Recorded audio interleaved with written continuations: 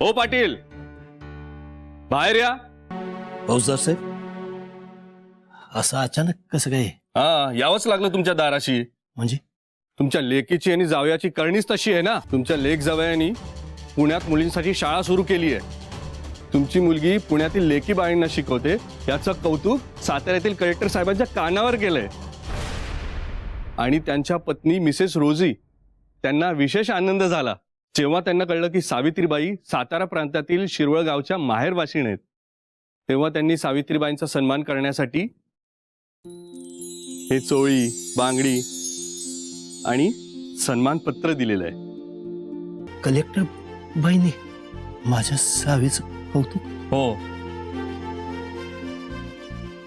लेक असावी तर अशी.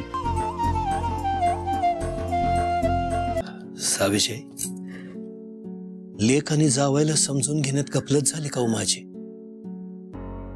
ते दोघं साळा चाली होत्यात म्हणून आपण लेकीचं नाव टाकलं, आणि त्याच कारणासाठी एवढ्या मोठ्या साहेबानं त्याच्या मडमेनं एवढा सन्मान, एवढं कौतिक केलं त्याच. साळा चाली होत्यात म्हणजे लई मोठं काम करत्याच. आहे की ही साडी, चोळी, बांगडी हे समज कुठे ठेवून कुठे नको असं झालंय बघा. हाऊ, पण आता हे समज पाठवायचं कसं? आपण जाऊ पुण्याला. हा? नाही म्हणजे तुम्ही रागावलेलात ना, पुण्यासनी येणार नाही म्हणून सांगितलेलं. हा, काय डोसकं तुमचं सावीचे आहे.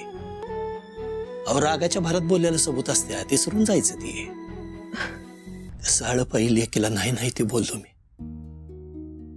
पर गोऱ्या साहेबाला कळलं माझी लेक काय करते. एवढं कौतिक, एवढा मोठा सन्मान माझ्या लेकीचा. इतकी वर्ष खानदानी पाटीलकी आहे आपली, हे कुणाला नाही मिळाला बरं का एवढा सन्मान. हे असं कौतिक हे माझ्या सावीनं करून दावले. घराण्याचं नाव मोठं केलंय पोरीनं. आता काय म्हणते लोक, लेक कोणाचे? खंडोजी नेवशे पाटलाची लेक आहे. हाऊ, रडू नका की, सोबत नाही तुम्हाला.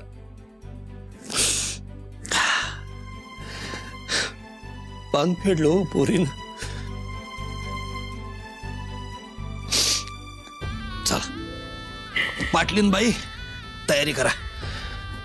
सकाळच्याला निघायचं पुण्याला आपण, साऊला भेटायचं.